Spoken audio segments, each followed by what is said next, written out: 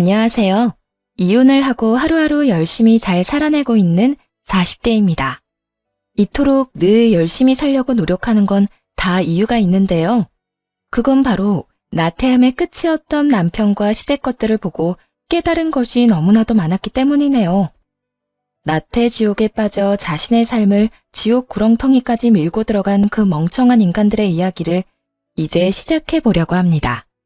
남편과 저는 둘 다 집안이 그렇게 잘 사는 편은 아니었어요. 친정, 시댁, 어느 집안의 사정이 더 여의치 않은지 따지는 것조차 무의미할 정도로 고만고만한 집안의 장녀와 차남이었습니다.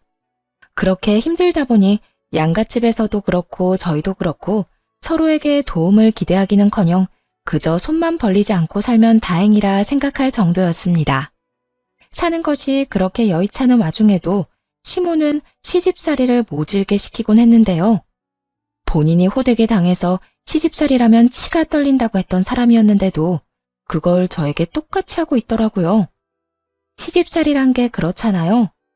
어떻게 같은 사람으로서, 같은 여자로서 저렇게까지 모질게 대할 수가 있나? 내가 이딴 꼴이나 당하려고 결혼한 것인가? 이걸 도대체 언제까지 참고 살아야 하나? 등등의 생각이 절로 날 만큼 사람을 몰아붙이는 것이요. 시모의 시집살이도 마찬가지였어요. 그중 단연코 가장 이해가 되지 않았던 레파토리는 바로 임신이었네요. 먹고 사는 것도 걱정인 그 당시에 시모는 생각이 있는 것인지 없는 것인지 임신은 언제냐며 사람을 괴롭히는데 정말 미칠 것만 같더라고요. 너희는 아직도 임신 소식이 없니? 네? 어머님, 매번 말씀드렸잖아요. 사정이 여의치 않은데 임신을 어떻게 생각하겠어요? 사정은 사정이고 임신은 임신이지. 넌 매번 말도 안 되는 이유로 핑계를 대더라. 나 봐라. 그 먹고 살기 힘든 시절에도 한 번에 2명 낳아서 이렇게 잘 키우지 않았니? 낳기만 낳으면 애들은 어떻게 해서든 다 커. 그건 옛날 말이고요. 요즘엔 애 하나 키우는데 돈이 얼마나 드는 줄 아세요? 그리고 돈도 돈이지만 저희도 마음의 여유가 너무 없기도 해요.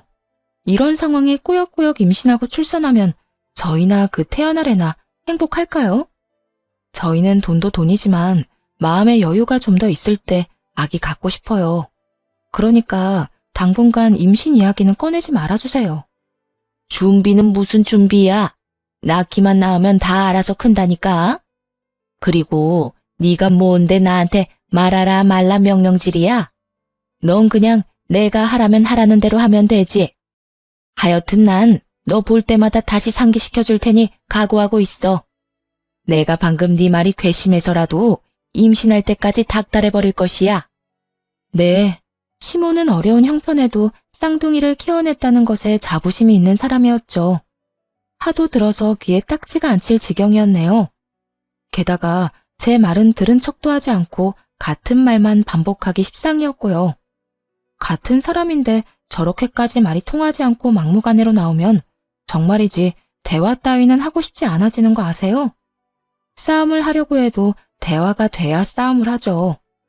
결국 그냥 대화하는 것은 포기해버렸고 시모가 뭐라고 하든 말든 무시해버리는 지경에 이르렀네요.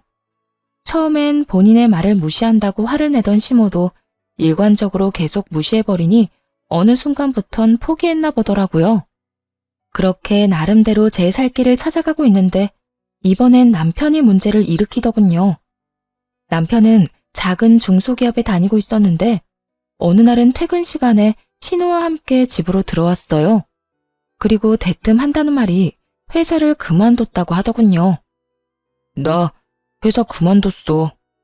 앞뒤 설명도 없이 그만뒀다고 하는데 대형 사고를 쳐놓고 왜 이렇게도 당당한가 싶었네요.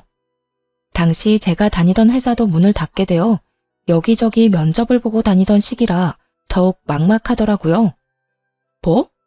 회사를 그만둬? 그게 갑자기 무슨 말이야? 나하고 상의 한마디 없이 그런 결정을 하면 어떻게 해? 앞으로 어떻게 하려고? 이직할 만한 곳이라도 있어? 아니면 다른 계획이 있는 거야? 나 누나 가게 인수해서 장사할 거야. 신우이가 갑자기 왜 저희 집에 왔나 했더니 이유가 따로 있었더라고요. 신우이의 가게는 만년 적자만 나는 가게로 그렇지 않아도 없는 시댁 살림을 더 힘들게만 하는 가장 큰 구멍이었습니다. 그런 신우이의 가게를 인수한다니 기가 막혔어요. 굳이 묻지 않고 듣지 않아도 뻔하게 알 수 있는 내막이었죠. 평소에도 게으르고 귀가 얇은 남편에게 신우이가 온갖 달콤한 말로 홀려댔다는 것을요. 평소에도 농담처럼 가게 인수하고 사장님 소리 듣고 사는 건 어떠냐고 말하더니 그것이 결코 농담이 아니었던 것이었죠. 남편에게 절대 안 된다고 그 자리에서 못을 박았고 그렇게나 단호하게 나오자 신우이가 나서서 저를 설득하기 시작하더군요. 옳게. 그러지 말고 잘 생각해봐. 옳게도 지금 취업 안 돼서 면접만 보고 다니고 내 동생도 회사 그만둬버려서 몰릴 수도 없는 상황이라고. 어차피 두 사람한텐 내 가게 인수하는 것밖엔 답이 없어. 형님, 진짜 너무한 거 아니에요? 갈 때마다 파리만 날리는 그 식당을 어떻게 다른 사람도 아니고 친동생한테 떠넘길 수가 있어요? 옳게야말로 무슨 말을 그렇게 해? 우리 가게에 내가 몸이 안 좋아서 신경을 못 써서 그렇지. 내가 신경 쓸 땐 그래도 손님 좀 있었다고. 손님이 있긴 뭐가 있어요? 하루 매출 10만 원 넘긴 적 몇 번 없잖아요. 하여튼 전 싫어요. 당신도 헛바람 들지 말고 회사나 알아봐. 이렇게 불같이 화를 냈고 남편은 저를 잡아 끌며 조심스럽게 말을 꺼내놓기 시작했어요. 여보, 이미 늦었어. 돈 다 입금했어. 뭐? 우리가 그럴 돈이 어딨어. 퇴직금 받은 거랑 대출까지 해서 인수했어. 그러니까 당신도 취업 준비 그만하고 나랑 같이 가게에서 일해. 그러면 되잖아. 들어보니 남편은 퇴직하며 받은 퇴직금과 꽤 큰 금액의 대출까지 받아 신우이에게 줘버렸더군요. 인수 금액도 적당한 가격이 전혀 아니었어요. 신우이가 처음에 인수했던 그 가격 그대로 받아 챙겼더라고요. 이건 사기잖아요. 그 상가 가격 완전 헐값된 거 다 아는데 가족끼리 진짜 해도 해도 너무한 거 아니에요? 사기는 무슨 사기야. 상가 인수할 때는 권리금이 필수인 거 몰라? 내가 가족이라 권리금도 안 받아서 내 손해가 얼마나 큰 줄이나 알아? 올케가 몰라서 그러는데 우리 가게 인수하고 싶어서 다들 난리가 났었다고. 그러면 그 사람들한테 넘기세요. 괜히 저희한테 그 짐덩어리 넘기지 마시고요. 뭐? 짐덩어리? 올케, 말 다 했어? 아무리 올케가 화가 났다지만 손윗사람한테 너무 버릇없이 말하는 거 아니야? 손윗사람 대접받고 싶었으면 이딴 짓은 하지 말았어야죠. 저희 힘들게 사는 거 뻔히 알면서 같이 망하자는 것도 아니고 어떻게 동생한테 그딴 짓을 할 수가 있냐고요. 당신도 그래. 이런 짓을 벌일 때는 나한테 한마디 상의라도 했어야지. 사고는 다 쳐놓고 수습은 나한테 하라 이거야? 당신같이 게으른 사람이 어떻게 장사를 한다고 그래. 장사가 그렇게 쉬운 일인 것 같아? 당신 누나 있는 돈 없는 돈 다 거덜내는 거 보면서도 그 가게가 욕심이 났다는 게 난 이해가 안 된다 정말. 화는 다시 남편에게 옮겨갔고 신우이의 말에 고개만 끄덕이고 있던 남편은 어떻게 해서든 저를 설득하려 애쓰더군요. 여보, 나 진짜 열심히 할 수 있어. 회사 다닐 때야 내 회사가 아니니까 아무 일도 하기 싫고 다 귀찮았던 것도 사실이야. 그런데 가게는 내 가게잖아. 가게 망하면 나도 망하는 건데 내가 설마 회사 다닐 때처럼 게으르게 굴겠어? 나 진짜 열심히 살 수 있어. 당신보다 내가 더 가게 위해서 열심히 일할게. 그러니까 이렇게 화만 내지 말고 당신도 좋게 좀 생각해줘. 이미 돈도 다 넣었다니까. 당신이 뭐라고 하든 이젠 못 물러. 다른 건 몰라도 이건 남편의 말이 맞는 상황이었어요. 이미 돈은 다 줘버렸고 다시 되팔자고 하니 손해가 너무 심한 상황. 어떻게 해서든 가게를 잘 꾸려나갈 수밖에 없는 상황이었죠. 일단 형님 가세요. 한동안 형님 안 보고 싶으니까 찾아오지도 말고 연락도 하지 마세요. 뭐? 지금 연이라도 끊고 살자 이거야? 지금 생각 같아선 그러고 싶은데 그게 되겠어요? 그냥 한동안은 좀 보지 말고 살자 이거예요. 형님도 양심이 있다면 한동안 제 얼굴 보는 게 좀 미안해야 하지 않겠어요? 당장 돌아가 주세요. 뻔뻔한 신우이의 등을 떠밀어 집에서 내쫓았고 남편에게 다신 이딴 짓을 벌이지 않겠다는 각서를 받아낸 후 마음을 다잡게 되었습니다. 이왕 이렇게 된 거 제 뼈를 깎아내서라도 잘해보기로요. 그렇게 다짐하고 또 했는데 막상 가게를 가보니 상상 이상으로 더 참혹하더라고요. 그래도 사람들이 먹는 음식을 만들었던 가게인데 너무나도 엉망진창이었거든요. 사람을 따로 쓸 형편은 되지도 않았고 보름을 밤낮 없이 청소만 했습니다. 그리고 또 보름을 벽지도 새로 바르고 테이블도 새로 바꾸고 스스로 할 수 있는 건 다 해 가게를 새롭게 단장했죠. 기존의 갈빗집이었던 가게는 백반집이 되었고 저렴하지만 푸짐한 먹거리로 무장한 가게로 새롭게 태어났죠. 처음엔 기사분들이 많이 찾아주셨고 감사한 발길이 이어지자 동네 분들도 한 분, 두 분 오시더라고요. 초심을 잃지 말자는 다짐을 지키고자 매일같이 각종 시장을 오가며 질 좋은 식단을 위해 노력했고 무엇보다 청결함을 유지하기 위해 노력하고 또 노력했어요. 그러다 보니 식당은 금세 자리를 잡았고 어느새 대기 인원까지 보유한 가게가 되었죠. 이렇게 전 가게를 위해 밤낮 없이 일하는데 열심히 하겠다며 약속을 했던 남편은 3개월도 되지 않아 또 게으름을 피우기 시작하더군요. 어느 순간부턴 시장도 저 혼자 다니기 시작했고 제일 바쁜 점심시간에도 남편은 화장실을 간다고 나가 아예 돌아오지 않곤 했어요. 어느 날은 전화 한 통하고 오겠다는 사람이 하도 오지 않아 가게를 친정엄마에게 맡기고 집으로 가봤더니 집에서 게임을 하고 있더라고요. 여보, 지금 뭐해? 전화 받으러 간다더니 당신은 통화를 컴퓨터로 해? 여보, 그게 아니라 같이 게임하는 사람들이 있는데 중요한 퀘스트라 빨리 접속하라고 해서 말이야. 이것만 같이 하고 나가려고 했어. 당신 진짜 제정신이야? 먹고 사는 문제가 달린 가게는 내팽개치고 지금 게임을 하고 싶어? 열심히 한다며? 게으름 피우지 않겠다며? 어떻게 당신은 변하지가 않아? 이런 핀잔을 듣고서야 남편은 하던 게임을 끄고 반성하는 척을 하기 시작하더라고요. 눈도 마주치지 않고 고개를 숙이곤 그저 제 말을 듣고만 있더군요. 계속 이런 식으로 할 거야? 이게 뭐야? 당신 찾는다고 가게는 엄마한테 맡겨놓고 나왔어. 이게 무슨 시간 낭비냔 말이야. 한참 쓴소리를 듣고 있던 남편은 무언가 결심한 듯 말을 꺼내더라고요. 여보, 내가 생각을 많이 해봤는데 아무래도 장사는 나하고 안 맞는 것 같아. 사람 대하는 것도 너무 불편하고 그렇다고 요리를 잘해서 주방 일을 할 수 있는 것도 아니고 설거지를 하자니 너무 힘들어서 못하겠어. 그래서 말인데 나 다시 취업 자리 알아보려고. 이제 와서 생각해보니까 회사 생활이 나한테 제일 잘 맞는 것 같아. 솔직히 한심했네요. 회사 생활을 할 땐 남의 비위 맞추는 게 힘들어서 못하겠다고 하더니 사장님이 되고 나니 모든 일이 힘들어서 못하겠다 발 빼는 모습이 말이에요.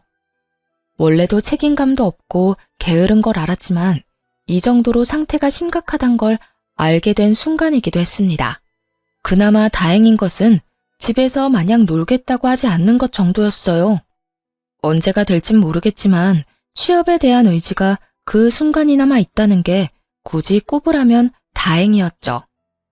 그러면 취업 자리나 빨리 알아봐. 알아보면서 마냥 놀지만 말고 가게도 나와서 잠깐이라도 일도 돕고 말이야. 우리 엄마도 힘든데 언제까지 엄마 손 빌릴 수도 없는 노릇이고 당신이 취업이라도 해야 우리도 직원이라도 뽑지. 알겠어. 내가 빨리 취업하도록 해볼게. 남편은 또 대답 하나는 기가 막히게 잘했고 혼자 전전긍긍하며 집안과 가게를 꾸려나가기 시작했습니다. 그렇게 시간은 속절없이 흐르는 와중에 남편은 취업이 되지 않고 있었어요. 처음엔 여기저기 이력서를 내고 면접을 보러 다니던 남편도 어느 순간부턴 포기를 했는지 면접 본다는 이야기도 하지 않더라고요. 그렇다고 해서 가게에 나와서 일을 돕는 것도 아니었고, 낮엔 잠만 자는 것인지 밤만 되면 시끄럽게 굴어 하루가 멀다고 다툼이 일어나곤 했어요. 앉아? 지금 시간이 몇 시인데 라면을 끓여 먹어. 배고파서 그러지. 이것만 먹고 잘 거니까 먼저 자. 이렇게 시끄럽게 구는데 내가 어떻게 잠을 자? 그러게, 내가 아까 밥 먹으라고 했잖아. 그땐 먹지도 않더니 이게 뭐야?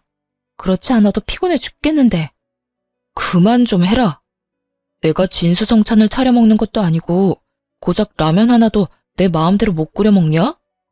누가 먹지 말래? 이 꼭두 새벽에 시끄럽게 먹지 말고 저녁 먹을 때 먹든지 낮에 먹든지 하란 말이야. 그리고 당신 요새 뭐 하길래 이렇게 밤에 잠도 안 자고 시끄럽게 굴어? 보니까 해 뜨면 자는 것 같던데 그렇게 해서 취업은 언제 하겠다는 거야? 내가 하고 싶다고 쉽게 취업이 되는 줄 알아? 나도 취업하고 싶은데 마음처럼 잘 안 되는 걸 어쩌란 거야. 취업이 안 되면 가게라도 나와야 할 거 아니야. 낮에는 자고 밤에는 사람 잠도 못 자게 시끄럽게 굴고. 이럴 거면 취업하지 말고 다시 가게 나와. 나와서 뭐라도 하라고. 그만 좀 해, 제발. 안 먹을게. 안 먹고 밤에 조용히 할 테니까 잔소리 좀 그만해. 나도 숨 막혀. 나도 답답하다고. 그러니까 사람 좀 그만 잡아. 남편은 도리어 큰 소리를 치며 라면 냄비를 싱크대에 던져버리더니 자리를 피해버리더군요. 하고 싶은 말이야 밤을 새워도 모자랄 지경이었지만 더는 따질 힘도 남아있지 않았어요. 생활을 위해 조금이라도 자고 일을 해야 했으니까요. 일손이 부족한 가게와 나태한 남편 때문에 그렇지 않아도 힘든 나날들을 보내고 있는데 개업했을 때도 오지 않던 시모와 시누이가 가게로 찾아왔더라고요.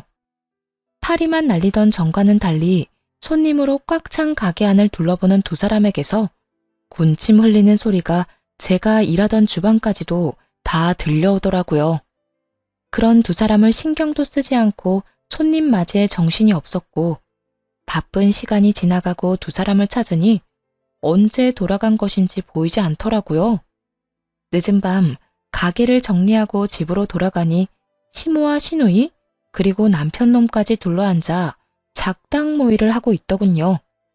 네, 여러분이 지금 생각하시는 그것 맞습니다. 가게를 내놓으라고 하더군요. 올케, 오늘 보니까 그 식당 올케가 감당하긴 버거워 보이던데 다시 나한테 넘겨라. 그래, 너 보니까 너무 힘들어 보이더라. 그러지 말고 네 시누이한테 다시 가게 넘기거라.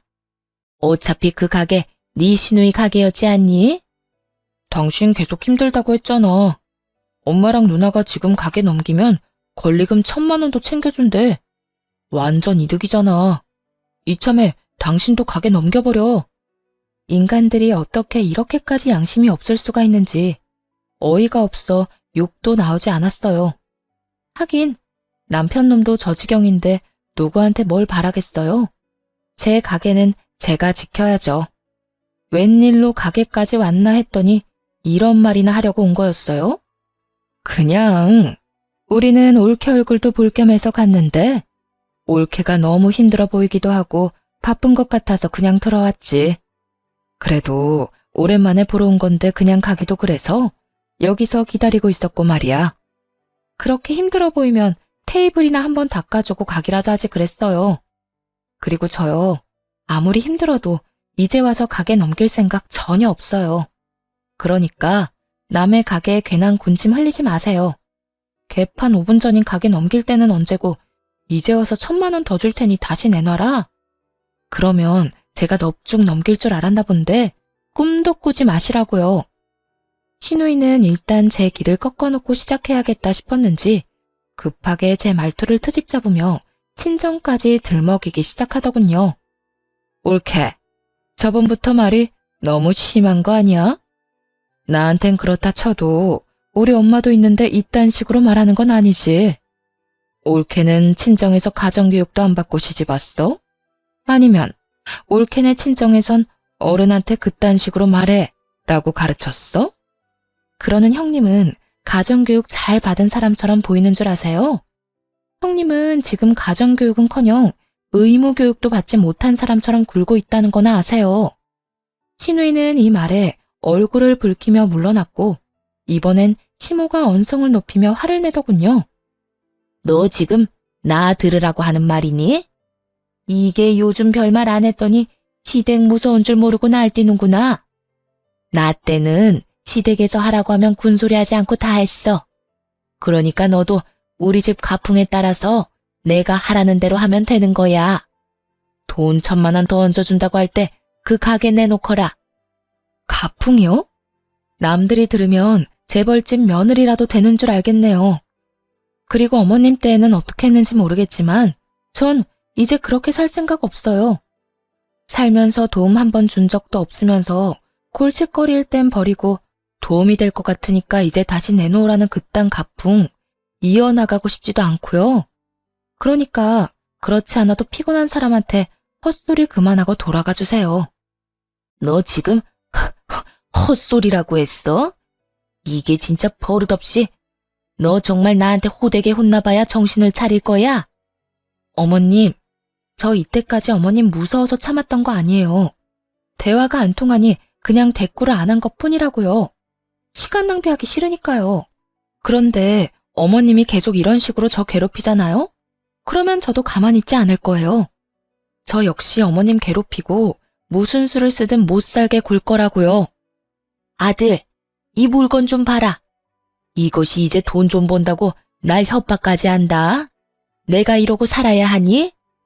시모는 평소와는 달리 제가 강하게 맞서고 나서자 남편에게 상황을 떠넘겨버리더라고요. 남편은 시모가 울 것 같은 표정을 지어 보이자 남편은 저를 향해 분노를 표출하기 시작했죠. 당신 진짜 너무하네. 아무리 화가 났다고 해도 우리 엄마랑 누나한테 무슨 말을 그따위로 해? 두 사람 다 당신보다 손윗 사람이자 내 가족이란 거 잊었어? 당신이야말로 내가 어떤 고생을 해서 가게 읽어나갔는지 다 잊었어? 얼마나 생각이 모자라면 이 말도 안 되는 소리에 동참을 하고 있어. 정신 좀 차려. 당신이랑 같이 살고 있는 사람은 어머님이랑 형님이 아니라 나라고 나. 이제 당신 가족은 나라고. 그러니까 1,000만 원 더 준다고 하잖아. 그 1,000만 원 받아내고 당신은 다른 곳에 다시 차리면 되는데 왜 일을 이렇게 시끄럽게 만들어? 그냥 돈 더 준다고 할 때 조용히 물러나. 그래, 우리가 1,000만 원 더 준다니까. 옳게, 그러지 말고 마음 좀 돌려 먹어라, 응? 다 옳게 생각해서 이러는 거야. 가게 그거 내가 해봐서 아는데 보통 일이 아니라고. 오래 하면 몸에 골병만 드는 거야. 그러니까 돈 더 준다고 할 때 그냥 넘겨. 대화를 나누면 나눌수록 머리가 아파지는 것이 더는 꼴도 보기 싫더라고요. 아무런 대꾸도 하지 않고 시모와 시누이를 차례로 집에서 내쫓아버렸어요. 그러자 남편은 언성까지 높이며 화를 내더군요. 진짜 뭐하는 짓이야? 당신이 뭔데 우리 집에서 우리 엄마랑 누나를 내쫓아? 당신 집만 돼? 내 집도 돼. 그리고 이 집 월세 지금 내가 내거든? 월세 한 푼 안 내는 당신은 그 입 좀 다물지 그래. 뭐라고? 당신 지금 돈 좀 번다고 생색내냐? 생색내는 김에 한마디 더 보태자면 당신 여기서 한마디만 더 하잖아? 그러면 당신도 내쫓아버릴 테니 더는 입도 떼지 마. 알겠어? 남편은 집에서 쫓겨나는 건 또 싫었는지 아무 말도 하지 않더라고요. 그날 이후 세 사람은 포기했는지 다신 가게 이야기는 꺼내지도 않더군요. 그렇게 반년이 지났고 가게엔 일하는 직원을 2명이나 뽑게 되었어요. 두 사람 다 주인 같은 마인드로 가게를 위해 일해주었고 그 덕에 여유라는 것이 조금씩 생겨나기 시작했어요. 그러고 나니 이때껏 보이지 않던 남편의 행동이 보이더라고요. 면접을 핑계 삼아 때깔 좋게 외출은 하지만 여전히 취업은 되지 않는 그 상황이 말이에요. 거기에다 이런저런 핑계를 대며 카드를 얼마나 긁어대는지 밑 빠진 독에 물 붓기가 따로 없었어요. 당신 뭐 하고 다니길래 카드값이 이렇게나 많이 나와? 나 몰래 딴 살림이라도 차렸어? 난 살림은 무슨? 이 사람이 큰일 날 소리를 하고 있어. 친구들 만나서 밥도 사주고 술도 사주면서 취업자리 부탁하고 다니다 보니까 그렇지. 아무리 백수라도 부탁하는 입장에 얻어먹을 수는 없잖아. 조만간 좋은 소식 들려줄 테니까 당신은 잔소리 좀 하지 말고 기다려. 진짜지? 이번엔 헛돈만 쓰고 다닌 거 아닌 거지? 그래. 조금만 좀 기다려봐. 그렇게 도대체 뭘 하고 다니나 의심만 가득하던 어느 날, 우연히 남편의 휴대전화에서 카드 이용 내역을 보게 되었어요. 그런데 호텔을 다닌 내역이 떡하니 있더라고요. 한 번이 아니었어요. 꽤 자주 다니고 있었더라고요. 제가 가게에서 미친 듯이 일을 하고 있던 시간이었고요. 면접을 제 돈 들여 그런 곳에서 보는 것도 아닐 테고 백수가 그런 곳에 갈 일이 뭐가 있겠어요? 네, 바람이었네요. 남편놈은 생활력이 없는 것도 모자라 제 돈으로 다른 여자에게 호의호식까지 시켜주고 있더라고요. 이제 곧 전셋집으로 옮겨갈 수도 있겠다며 거기선 좀 더 행복하게 살 수 있겠다고 행복한 상상을 하던 제 꿈은 산산조각 났죠. 순간 이게 지금 뭐 하는 짓거리인가 하는 생각이 가장 먼저 들더군요. 남편뿐만 아니라 저까지도 말이에요.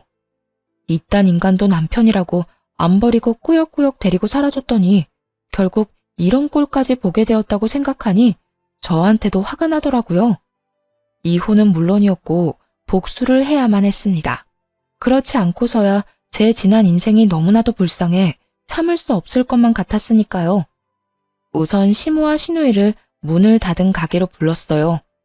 가게 문제로 상의할 것이 있다고 하니 그 늦은 밤에도 불이 나게 가게로 왔더라고요. 옳게, 우리 왔어.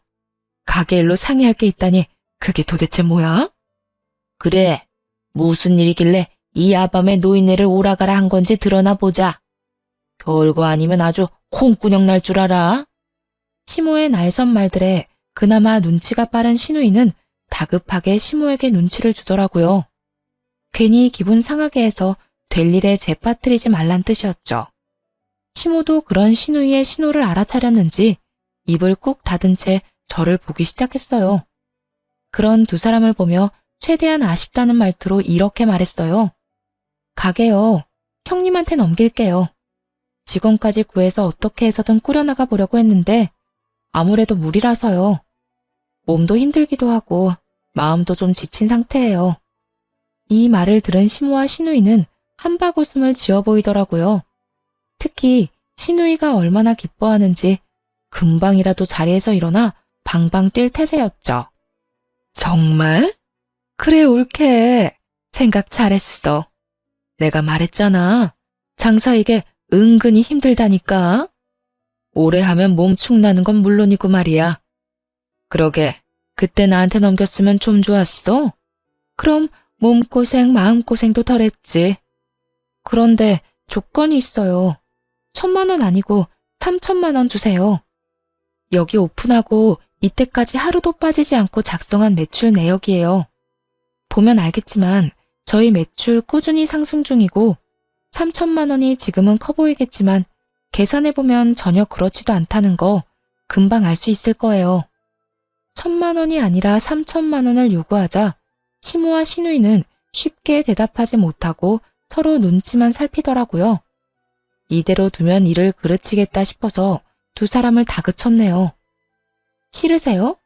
싫으시면 그냥 안 하셔도 돼요. 어차피 정 가게 넘길 생각이고 굳이 형님이 아니라도 이 가게 탐내는 사람들은 많거든요. 사실 5,000만 원까지 준다는 사람도 있었는데 형님 생각해서 싫다고 했었어요. 그러니까 부담되는 금액이면 그냥 안 넘겨받으셔도 돼요. 그렇게 되면 전 오히려 더 좋긴 하거든요. 더 큰 금액이 제 입에서 나오자 시누이보다 시모가 더 안달이나 손을 붙잡고 난리를 부리더군요. 아, 아니야. 우리가 하마. 그 3,000만 원 우리가 줄 테니까 그냥 우리한테 넘기거라. 다른 사람한테 넘기면 절대로 안 된다. 돈 2,000만 원으로 가족끼리 얼굴 붉힐 일 만들지 말라니 말이야. 그래 옳게. 우리가 할게. 그러니까 조금만 기다려줘. 사실 돈이 없어서 대출 좀 알아봐야 하거든. 알겠어요. 그런데 될 수 있으면 빨리 좀 마련해서 주세요. 저도 지금 많이 지쳐서 하루라도 빨리 정리하고 싶거든요. 마지막까지 그렇게 혼신의 연기력을 선보였고 두 사람은 빨리 돈을 구해오겠다며 마지막까지 신신당부하고 가게를 나가더군요. 그리고 며칠 뒤 두 사람은 돈을 마련해왔고 그렇게 가게를 신우이에게 무사히 넘기게 되었죠. 3천만 원의 이득을 챙기고서 말이에요. 돈은 챙겼고 이젠 남편의 차례였어요. 제가 집에서 버티고 있자 외출도 마음대로 하지 못하고 눈치만 살피던 남편놈을 불러다 앞에 앉혔어요. 왜? 뭐? 할 말 있어? 당신 바람 피우고 있더라? 뭐? 당신 꿈 꿨어? 내가 바람은 무슨 바람이야? 남편은 되지도 않는 연기를 하며 딱 잡아댔지만 이미 남편의 휴대전화에서 찾은 증거들이 가득한 상태였어요. 이거 보고도 아니란 말이 나와? 이건 사진이고 이건 두 사람이 나눈 대화. 이래도 아니야? 남편은 증거들을 살펴보는가 싶더니 이내 다 체념했단 목소리로 이렇게 말하더군요. 그래, 나 바람났어. 차라리 잘 됐어. 그렇지 않아도 당신 속이고 다니는 것도 힘들었는데 이혼하자. 어차피 우리 서로한테 남은 감정도 없잖아. 그런데 당신 가게도 넘겼다면서 나랑 이혼하고 어떻게 살려고 그래? 혼자 잘 살 수나 있겠어? 뭐, 만약에 당신이 나 바람 피우고 다니는 거 눈 감아준다고 하면 당신이랑 좀 더 살아줄 의향도 있으니까 원하면 말해. 내 살 길은 내가 알아서 찾을 테니까 당신이나 똑바로 잘 살아. 이혼도 빨리 해주고 말이야. 일단 이 집에서 먼저 좀 나갈래? 난 누구와 달리 비위가 약해서 역겨운 사람이랑은 한순간도 같이 있질 못해서 말이야. 그래, 나가줄게. 나가주는데 후회하지 마라. 절대 후회 안 할 테니까 조용하고 빨리 나가. 그 후 이혼은 비교적 빠르고 순조롭게 진행되었습니다. 상간녀 소송도 물론 잘 끝이 났어요. 양쪽에서 위자료를 다 받아냈고 그 덕에 전 남편은 빚쟁이가 돼버렸죠. 그렇게 이혼하고 난 후 전 시댁에 팔아넘긴 가게 바로 건너편에 똑같은 가게를 냈죠. 전 남편과 상간녀는 살림이라도 합쳤는지 전 시누이를 도와 가게 일을 돕고 있더군요. 처음엔 당연하게 전 시댁 가게에 손님이 더 많았어요. 하지만 그것도 잠시였죠. 식재료와 청결을 가장 중요하게 여기던 저와는 달리 재료비를 아끼느라 식재료는 형편없는 것들만 골라 쓰는 것도 모자라 위생 상태 역시 신경조차 쓰지 않는지 전 시누이의 가게에는 손님이 눈에 띄게 줄어들기 시작하더라고요. 그런 그쪽과는 달리 제 가게엔 점점 더 손님들이 늘어났고 제 단골 손님이셨던 분들까지 다시 저희 가게로 찾아오며 빠르게 상황은 역전되었습니다. 상황이 그렇게 되자 시모와 시누이, 전 남편과 상간녀까지 제 가게를 염탐하기 위해 찾아왔고 그곳에서 다시 만나게 되었죠. 저를 본 전 시누이는 화를 내며 난동을 피우기 시작하더군요. 이게 무슨 상도덕도 없는 짓거리야? 돈 받아 가게 팔아넘기고 이혼까지 했으면 저 멀리 가서 쥐 죽은 듯이 살기나 하지. 여기가 어디라고 여기에다 가게를 차려서 내 가게를 망하게 해? 난 그냥 그쪽 동생이 시킨 대로 한 것뿐이야. 기억 안 나? 그쪽 동생이 나한테 돈이나 더 얹어받고 다른 곳에서 가게 다시 차리라고 했던 거. 돈 더 받으라고 해서 더 받았고 다른 곳에 가게 차리라고 해서 차렸는데 무슨 문제 있어? 내 동생이 여기에다 가게 차리라고 한 적은 없었잖아. 내가 그런 것까지 전 남편 말을 들어야 해? 어디에 가게를 어떻게 차리든 내 마음이고 내 뜻이야. 그러니까 이렇게 찾아와서 난동 피우지 말고 얼른 다 데리고 꺼져. 시누이가 말로는 저를 당해내지 못하자 이번에는 전 남편이 나서 따지기 시작하더군요. 그래봤자 상태가 되진 않았지만요. 당신, 진짜 이건 아니지.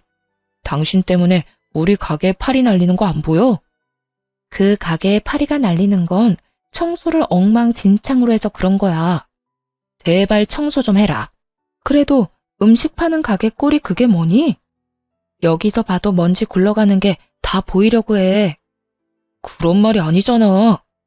진짜 파리가 날리는 게 아니라 그만큼 손님이 없다는 뜻이라고.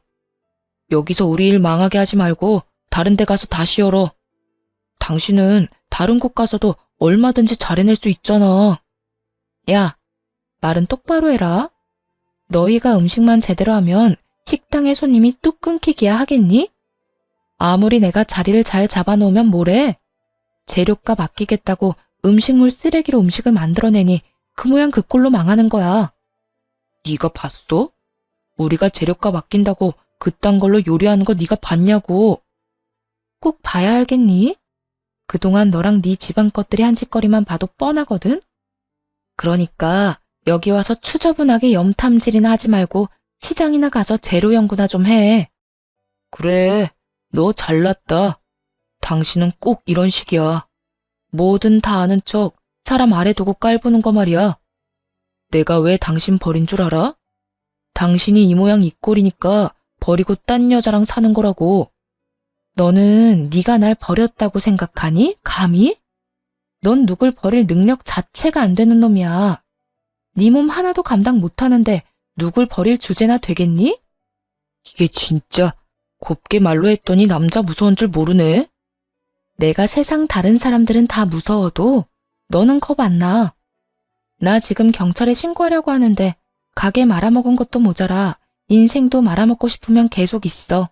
알겠지? 경찰 이야기를 듣고서야 전 시댁 것들과 상간녀는 뒷걸음질을 치며 돌아가더군요. 다른 사람도 다른 사람이었지만 그때 상간녀의 표정을 잊지 못하고 있어요. 절망스러움과 함께 보이는 무언가 잘못돼도 한참 잘못되었다는 그 표정 말이에요. 시모의 시누이 시댁살이도 장난이 아닐 텐데 잘 나가는 줄 알고 결혼한 남편까지 그 모양 그 꼴이니 아차 싶었겠죠. 하여튼 얼마 지나지 않아 도저히 안 되겠다 싶었는지 업종을 바꿔버리더군요. 한번 망해먹은 고깃집으로 말이에요. 하지만 그것도 오래 가진 않더군요.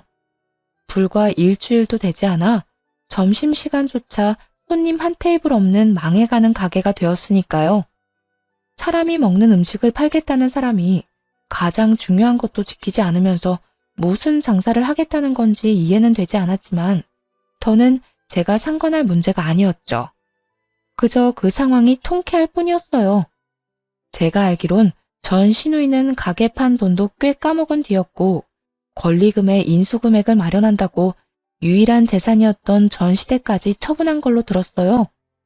가게가 저 모양 저 꼴이니 모든 게 다 계획했던 대로 흘러가고 있었죠. 거기에다 상간녀까지 저를 도와주더라고요. 어느 순간부터 상간녀가 보이지 않는다 싶더니 어느 날은 가게 앞에서 머리채를 잡히고 있더군요. 야 이년아, 네가 뭔데 우리한테 위자료 소송을 걸어? 너 같은 불륜녀, 내 아들이 데리고 살아주는 것만 해도 고맙다고 생각하고 살아야지. 뭐? 내가 막말을 해? 내 아들이 생활력이 없어? 내 딸이 돈도 안 주고 부려먹었다고? 어디 멀쩡한 사람 모함하고 난리야? 이거 나요. 이거 놓으라고요. 내가 틀린 말 했어요? 어머님 지금 행동만 해도 위자료 받고 남을 행동해.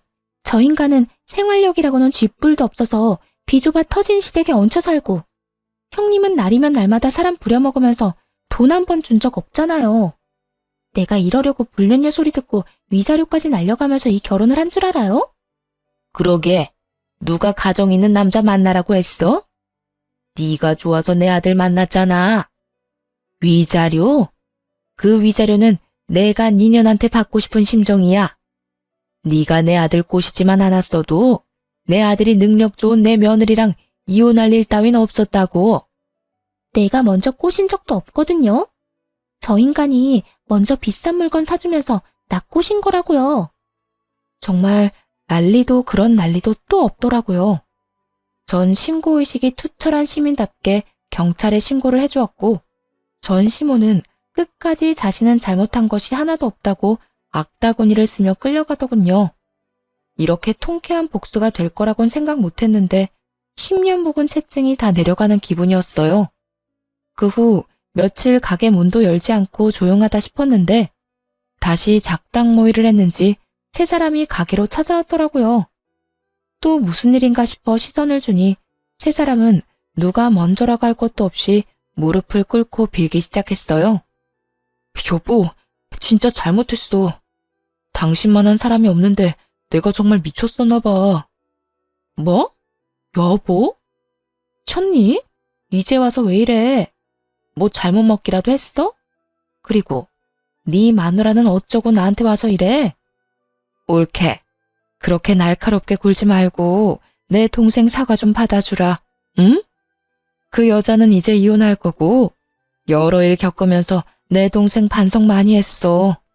그동안 올케한테 말을 못해서 그렇지. 얘 밤마다 올케 이름 부르면서 울더라니까. 내가 진짜 속상해서 혼났다고. 엄마도 봤지? 얘 밤마다 우는 거. 그럼 밤마다 네 이름 부르면서 우는데 나까지 눈물이 다 나서 혼났다.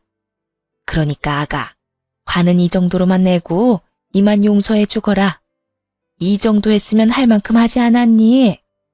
다 화나지만 특히 전시모의 말이 제일 화가 나더군요. 전시모는 마치 제가 전 남편의 고삐라도 잡고 싶어 이 모든 일을 벌였다는 듯 말하고 있었어요. 제가 한가한 사람도 아니고 그런 착각을 한다는 자체가 황당하고 어이가 없었어요. 아줌마, 착각은 집에 가서 거울 보고 혼자 하세요. 나 아줌마 아들 다시 데리고 와서 살 생각 전혀 없어요. 내가 그 집구석에서 어떻게 벗어났는데 미치지 않고서야 또 거길 들어가겠어요? 거기에다 이젠 집도 없잖아요. 아우, 난 싫어요. 그러니까 나한테 빌붙을 생각하지 말고 본인 삶은 본인들이 책임 좀 지고 삽시다. 빈대도 이 정도로 염치 없는 짓은 안 한다고요. 말이 얼마나 술술 잘 나오는지 제가 한 말에 제가 감탄이 다 흘러나오더라고요.